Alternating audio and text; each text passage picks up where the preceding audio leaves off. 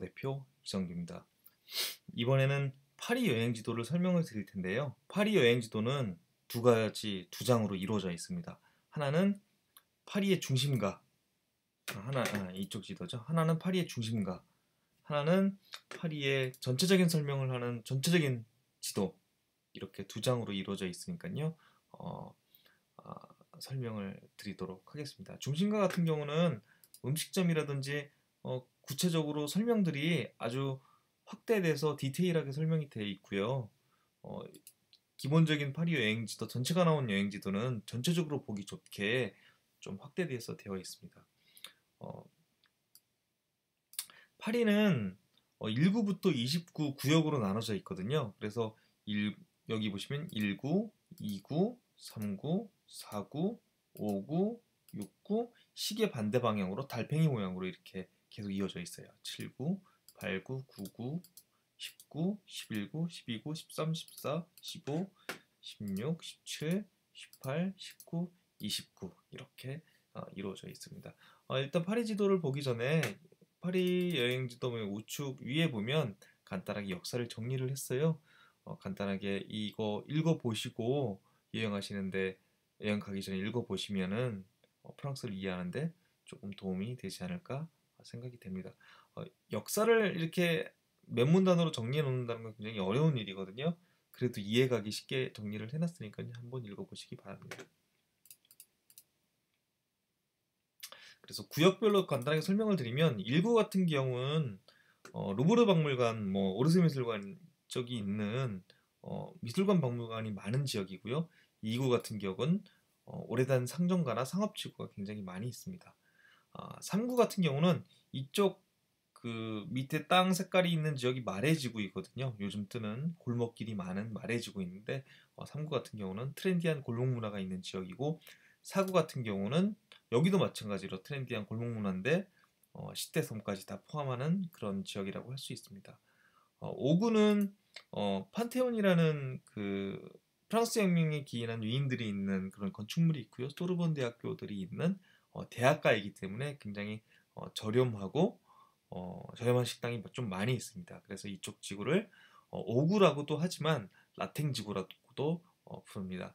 그리고 6구는 릭스탕부르 공원이 있는 어떻게 보면은 역사적인 카페도 있고요. 잘 사는 좀 부촌이라고 할 수 있습니다. 7구를 보면 에펠탑, 앵발리드 이런 것들이 있거든요. 오르세 미술관도 7구에 속하네요. 네, 굉장히 조용하고 세련된 럭셔리 파리지앵의 지역이라고 보시면 될 것 같습니다. 다시 8구라고 보면은 이 8구에는 개선문, 상체리제 거리 이런 것들이 있거든요. 대표적인 관광지구라고 할 수 있습니다. 9구에 보면 라파에트 백화점이라든지 프랭땅 백화점 이런 것들이 있는데요. 백화점 및 쇼핑이 많은 지역이고요. 19 같은 경우는 파리 동력도 위치해 있고요. 생마르탱 이쪽이 이제 운하거든요. 이 운하도 있는데 여기 있다 보면은 저녁에는 약간 치안이 불안할 수 있으니까요. 그런 좀 참고하셔서 저녁에는 이동을 자제하시는 게 좋은 지역입니다. 11구 지역으로 가면은 이쪽은 이제 중심가에서 약간 떨어져 있거든요. 이쪽도 패션과 젊은이의 거리입니다. 약간 좀 떨어져 있기 때문에 좀 저렴한 음식점이 좀 많이 있고요. 젊은 파리지앵이 많이 사는 거주하고 있는 곳이라고 보시면 됩니다. 12구역은 리옹역이 있고요. 이쪽 우측에 뱅센숲이 있고 바스티유 광장이 있는 바스티유 광장은 이쪽에 있죠. 있는 곳이고 굉장히 아늑한 그런 지역이라고 할 수 있습니다. 이쪽 그 5구 밑에 있는 13구는 차이나타운이 있어요. 그래서 굉장히 중국인들이 많이 사는 지역이고요. 슈퍼마켓, 중국 슈퍼마켓, 중국 음식을 많이 먹을 수 있는 그런 지역이라고 할 수 있습니다. 14구 같은 경우는 주로 예술가들이 거주를 하고요. 범죄율이 29 중에서 가장 낮은 지역이라고 얘기를 하고 있습니다. 15구 지역 같은 경우는 이 몽파르나스 역 그 밑에 부분을 15구라고 하는데요. 한국인들이 많이 거주하는 곳이라고 합니다. 16구는 그 에펠탑 뒤쪽, 사여궁 뒤쪽을 의미하고요. 17구는 그 개선문 위쪽을 얘기합니다. 16구와 17구는 굉장히 부자 동네고요. 어, 부르주아 고급 주택가라고 생각하시면 됩니다. 18구는요. 여기가 이제 몽마르트 언덕이 있는 곳인데요. 샤크레케르 대성당이 있고요. 물랑루즈 같은 것들이 있어요. 그래서 유흥가들이 있고 예술가들이 좀 있는 곳이어서 약간 좀 아래에 있는 9구, 19, 2구 이런 데보다는 약간은 느낌은 좀 다르게 느끼실 수 있을 겁니다. 물랑루즈 쪽에 가면은 성인 샵들이 굉장히 많이 있어서 저녁에 가면 살짝 뭐 빨간색이나 파란색 뭐 이런 빛깔들이 좀 많이 있는 거리들을 보실 수 있겠습니다. 19구를 보면은 이쪽은 빈민가가 좀 많이 살고 있고요. 그렇지만 이 비트 쇼먼 공원은 작은 배우 사이로라고 할 정도로 굉장히 멋지게 잘 꾸며놓은 공원인데 저녁에는 해질녘 이후에는 방문하지 않는 것을 좀 추천을 드립니다. 29는 페르라쉐 묘지가 있는 좀 이주민들이 외지에서 이제 온 이주민들이 많은 곳이라고 할 수 있습니다. 간단하게 파리의 20구역 일부 루브르 박물관부터 이렇게 시계 방향으로 이렇게 달팽이 모양으로 돌면서 구역이 있는 구역 표시들을 이렇게 다 해두었습니다. 간단하게 여행을 많이 가는 지역들에 대한 랜드마크는 런던과 마찬가지로 일러스트로 표시를 해두었습니다. 이제 파리 하면 생각나는 게 에펠탑이죠. 에펠탑이 있는 7구부터 간단하게 설명을 드릴게요. 에펠탑이 그 샌드 강변 바로 옆에 붙어 있고요. 샌드 강을 건너면 사이오 궁이 있어요. 이쪽에서 바라보는 에펠탑의 모습이 굉장히 좀 그 감성적으로 느껴져서 이쪽에서 사진을 좀 많이 찍고 있습니다. 이쪽으로 쭉 내려오다 보면 에펠탑이 있고요. 에펠탑은 파리의 대표 랜드마크죠. 만국 강남의 개최 기념으로 세워진 그런 탑이고요. 그 에펠탑 왼쪽으로 에펠탑에서 밑으로 좀 내려가다 보면 비르하켐 다리라는 게 있어요. 영화 인셉션에서 갑자기 사라지는 그런 장면이 나왔던 그 다리인데 이쪽에서도 에펠탑을 좀 예쁘게 담을 수 있는 각도가 나온다고 합니다. 참고하셨으면 좋겠습니다. 7구에 있는 앵발리드는 나폴레옹 무덤이 안치된 군사 박물관이에요. 그래서 그 당시 전쟁 당시에 있던 프랑스 군인들의 총이라든지 여러 가지 뭐 방패라든지 갑옷이라든지 이런 전쟁 물품들을 전시를 하고 있는 박물관입니다. 그래서 여기도 방문해 보시면 나름 역사에 관련돼서 좀 보실 수 있을 겁니다. 이 앵발리드 옆에는 또 로댕 미술관이 있으니까는 로댕 미술관도 있다는 것 참고해 보셨으면 합니다. 그래서 이 에펠탑을 사이오공에서 보고 사이오공에서 그 개선문까지 도보로 갈 수 있는데요. 개선문 앞에는 상젤리제 거리가 쭉 이어져 있습니다. 그리고 중심에 보시면 루브르 박물관이 있는데요. 여기도 뭐 역시 굉장히 유명한 박물관이죠. 세계 3대 박물관으로 꼽히는 웅장한 박물관이고요. 하루 종일 봐도 다 볼 수 없는 엄청난 미술품들이 있습니다. 뭐 여기를 한두 시간 동안 본다는 거는 말도 안 되는 얘기겠죠. 그냥 뭐 스치고 지나가도 4~5시간이 지나가는 곳이니까요. 하루 정도 잡으셔가지고 박물관 관람하시는 것도 괜찮을 것 같습니다.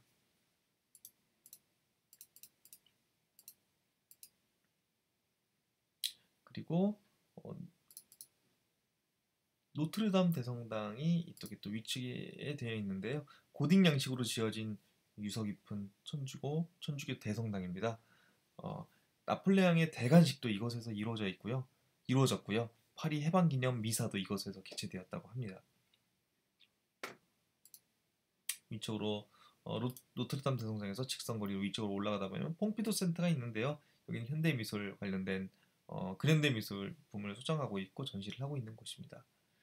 그래서 루브르 박물관을 기점으로 좌측으로 쭉 가면은 파리 에펠탑이 있고, 우측으로 가서 밑으로 내려가다 보면 노트르담 대성당이 있고, 그 위쪽으로는 퐁피두 센터가 있고, 그래서 루브르 박물관 기점으로 위쪽으로 올라보다 보면 오페라 가르니네가 있어요. 어, 오페라 가르니에는 세계 4대 오페라 극장으로 꼽히는 곳이고요. 이쪽이 또 위쪽으로 바로 올라가다 보면 라파이트 백화점과 뺑땅 백화점이 있어서 쇼핑 스팟들이 굉장히 많이 몰려 있습니다. 이쪽 그 상세한 도시의 그 설명 지도는 파리 주요 지역 여행 지도에 자세하게 나와 있으니까요. 대략적인 부분만 여기서 설명을 드리도록 하겠습니다.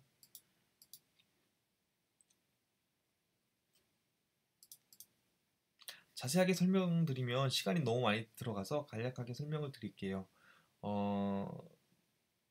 몽마르트 언덕을 가려면 12호선 아베스역에서 내리던지 여기 앙베르역에서 내리던지 두 군데서 내려서 걸어서 갈 수도 있고요.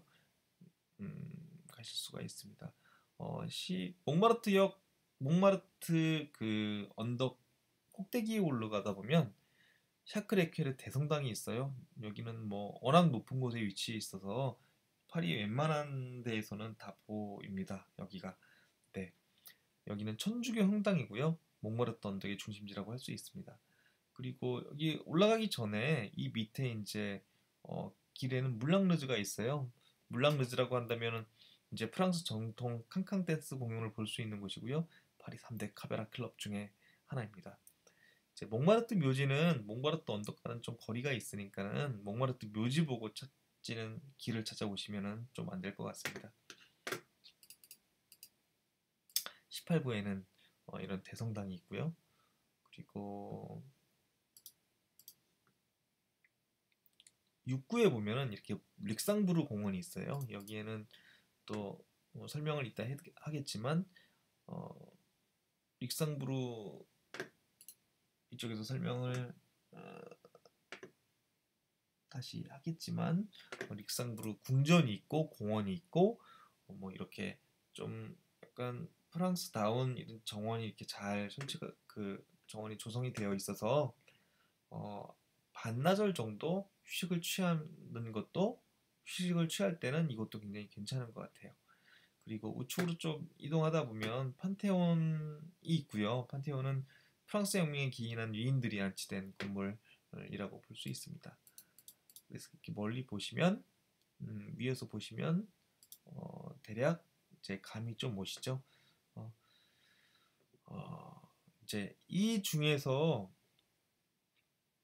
요즘에는 파리를 좀 많이 가셔가지고 이제 여기만 가시는 1구, 2구 이렇게 뭐 7구, 8구만 가시는 게 아니라 여기 3구, 4구의 마레지구라든지 5구, 6구의 라탱지구 이런 데도 많이 가고요. 더 멀리 가시면 뱅센노 숲도 가시고 비트쇼몬 공원 뭐 이런 데도 가고 라벨레트 공원 그리고 이쪽 그 16구 뒤쪽에 보시면 뮤에트 공원이라든지 이쪽 놀이공원도 가시는 것 같아요. 여유로운 이제 파리의 여행을 이제 좀 이제 여유로운 한번 가봤으면 여유로운 여행을 좀 더 꿈꾸잖아요. 이렇게도 많이 간다고 합니다. 이 중에서 파리를 처음 가실 때 가장 많이 가시는 지역이 에펠탑, 개선문, 루브르 박물관, 뭐 이쪽 그 5구, 6구 이 지역이거든요. 그래서 이 지역을 조금 더 확대해서 지도를 좀 더 자세하게 만들어 놓은 지도가 이쪽 파리 주요 지역 여행 지도입니다. 이쪽에 보면요. 파리 개선문부터 이게 이제 여기 좀 사람이 보이죠? 이렇게 도보 경로를 나타내 줬는데 이쪽 룩소르 오벨리스크를 지나서 룩소르 오벨리스크까지 이제 룩소르 오벨리스크가 있는 지역이 콩코드 광장이거든. 콩코드 광장까지 도보로 25분 걸린다. 이렇게 표현을 해 두었습니다. 그리고 뭐 맥도날드라든지 스타벅스 표시는 아이콘으로 다 해두었고요. 그리고 슈퍼마켓들도 간혹 갑자기 뭐 물 먹고 싶거나 뭐 군것질 할 거리를 찾을 때는 이렇게 슈퍼마켓을 표시를 해두었으니까는 찾으시면 됩니다.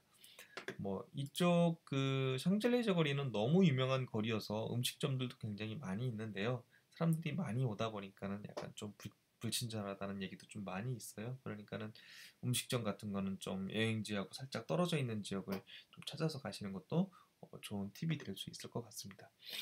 음, 뭐 개선문에서 이렇게 도보로 이동하다 보면은 여기 이제 콩코드 광장이 나오는데요. 이 콩코드 광장에는 룩소르 오벨리스크가 있어요. 이 오벨리스크는 이집트 신전에서 가져왔는데요. 3,500년 넘은 역사를 가지고 있다고 합니다. 콩코드 광장은 이 콩코드 광장 이쪽이 콩코드 광장이거든요. 콩코드 광장은 루이 15세를 기리기 위해서 세워진 파리에서 가장 큰 광장이고요. 프랑스 혁명 때 이름이 혁명광장으로 바뀌었고 마리 앙뚜아네트를 이쪽에서 처형한 곳이기도 합니다. 프랑스 혁명 이후에는 하나된 파리를 위해 화합한다는 의미로 콩코르드라는 이름이 붙였다고 합니다. 콩코르 광장을 지나면 이쪽 굉장히 큰 정원이 나오는데요. 이 중간이 튠르리 정원입니다. 굉장히 아름답게 되어 있고 프랑스 정원이 어떤 모습인지 한눈에 느낄 수 있도록 되어 있습니다. 그리고 이쪽 오다 보면 오랑제리 미술관도 있거든요. 여기도 많이 찾는 미술관입니다. 콩코드 광장을 지나 오랑주리 미술관을 지나 튠르리 정원을 지나 앞으로 쭉 오다 보면 어, 루브르 박물관이 나옵니다. 루브르 박물관은 앞에서 설명했다시피 세계 3대 박물관이고요. 이렇게 일직선으로 이루어져 있다고 보시면 됩니다. 개선문, 룩소르 오벨리스크가 있는 콩코르드 광장, 그리고 튠르리 정원, 루브르 박물관 이렇게 일직선으로 되어 있고요. 그 다음은 쭉 도보로 오다 보면 노트르담 대성당이 나옵니다.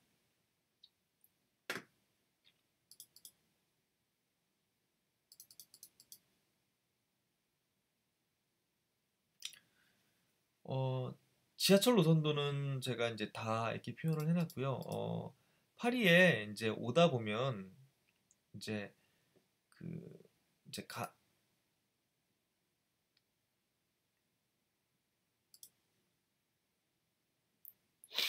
여기 이제 공항에서 오다 보면은 이제 루이시 버스를 타고 많이 와요. 루이시 버스가 좀 편리하기 때문에 루이시 버스가 내리는 공항 버스가 내리는 지역은 오페라 가르니의 그 뒤편 오른쪽 이쪽에서 내리고 이쪽에서 타니까는 참고를 하시면 될 것 같고요. 어, 지하철을 타거나 알리알 기차를 타고 오실 때는 음, 이 파란색이 알리알 기차 노선 B선 노선이에요. 북녘을 거쳐서 이 북녘에도 하차를 할 수가 있고요. 쭉 내려다 보면 샤틀레 레알이라는 역에서 어, 알리아를 하차를 하실 수가 있어요. 그리고 샤틀레 역에서도 하차를 합니다. 이쪽에서 내리셔가지고 지하철 갈아타시고 숙소로 이동하시면 됩니다. 이렇게 알리아를 타는 경우도 있는데요. 저 같은 경우는 대부분 버스를 이용했던 것 같아요. 그러면 오페라 가르니의 그 뒤편에서 내리고 그 뒤쪽에서 타고 공항 가고 그랬었던 것 같습니다. 도보로만 이동하다 보면 굉장히 다리가 아프거든요. 걸을 수 있는 거리라고 하더라도. 그래서 이 버스 노선을 하나 여기다 적어 두었어요. 72번 버스 노선인데 이 72번 버스 노선은 이 에펠탑과 사유공 사이의 이 길을 따라서 샌드 강변을 따라서 쭉 이어지거든요. 쭉 이어지다가 이쪽에서 이제 그 콩코르드 광장에서 밑에 쪽으로 이렇게 이동을 하고 그리고 루브르 박물관 앞에서도 내리고 뭐 이렇게 계속 연결이 돼 있고요. 그렇기 때문에 버스를 한번 이용하신다면 이제 걸을 수도 있지만 뭐 체력적인 좀 안배를 하기 위해서 72번 버스를 노선을 알아두면 굉장히 좀 편리하겠다라는 생각이 들었고요. 그리고 런던도 그렇고 파리도 그렇고 공공자전거가 있어요. 그래서 공공자전거는 스마트폰 앱으로 위치를 찾을 수도 있고 몇 개가 남아 있는지도 알 수 있고 할 수가 있거든요. 그래서 공공자전거 위치들도 어느 정도 지도 위에 표시를 해두었어요. 여기 있죠.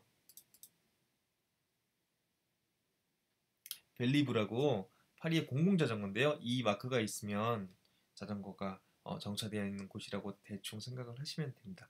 이 벨립 앱이 있기 때문에 앱으로 위치나 자전거의 개수나 이런 것도 확인해 보실 수가 있고 30분 이내에는 무료거든요. 무료이니까 30분마다 이렇게 하셔도 되고 조금 더 하루 종일 타시려면 몇 유로 더 내고 이렇게 타실 수가 있습니다.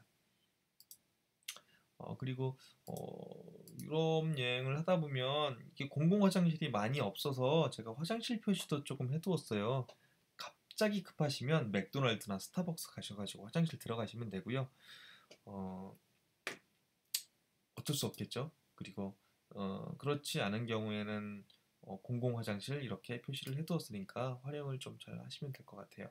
그리고 여행지에 대한 설명도 가이드북 못지않게 설명을 이렇게 달아두었거든요. 쭉 읽어보시고 여행지 고르시고 주변에 음식점 고르고 하면은 괜찮을 것 같습니다. 파리에 보면은 주요 걸을 만한 거리들이 이런 상젤리제 거리도 있고 이쪽에 끌레르 거리 디저트 식품이 많이 있는 이 끌레르 거리도 있고요. 이쪽에 라탱 지구에 있는 무시르 프랑스 거리 이쪽도 있고요. 그리고 이쪽 마레 지구에 있는 그 탕플 거리 또는 프랑부르주아 거리 뭐 이런 데들이 좀 있습니다. 이런 것도 많이 걸어보시면서 좀 프랑스의 낭만을 좀 느껴보셨으면 좋겠습니다. 마레지구는 참고로 골목길이 많은 거리예요. 그래서 이쪽 그 번화한 뭐 멋있는 건물들이 많은 그런 거리를 걷다가 약간 실증은 안 나시겠지만 약간 프랑스 골목길을 좀 느껴보고 싶다 그러면 이쪽 마레지구를 걸으시면 됩니다. 마레시구 오실 때는 뭐 걸어서 오셔도 되지만 지하철도 표시를 이렇게 해두었으니까요. 그리고 뭐 음식점 중에서도 뭐 스테이크인지 뭐 빵인지 디저트인지 이렇게 표시를 다 해두었고요. 뭐 언제나 찾을 수 있는 맥도날드나 스타벅스 같은 경우도 다 표시를 해두었습니다. 그래서 여행 지도를 활용하실 때는 전체적으로 계획을 할 때는 이 파리 여행 지도 전체 지도를 보시고 그 들고 다니면서 거리에서 보실 때는 이 지도로 표시해 놓은 지역들을 잘 살펴보시면 되는데요. 특정 지역으로 이동할 때는 지도 보고 가는 것보다는 구글 지도 펴놓고 위치 찾아가지고 가시면 됩니다. 어, 현지어, 영어 여기다가 다 표시를 해두었거든요.